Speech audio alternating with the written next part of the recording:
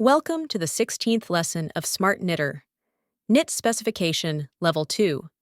The focus of this lesson is on the method of knitting the half Milano edge. We are now learning the method of making a half Milano edge from the body. Right-click on the relevant line segment, then click the half Milano edge setting.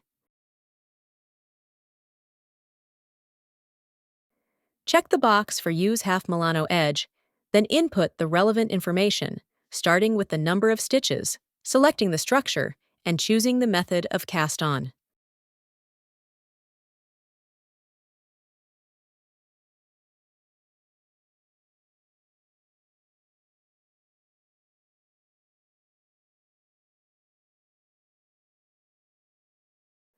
Once settings are done, click OK.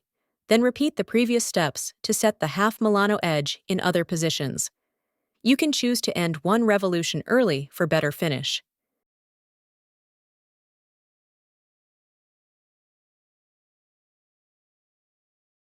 This is the method of knitting a half Milano edge from the body. This marks the end of this class. Thank you for watching.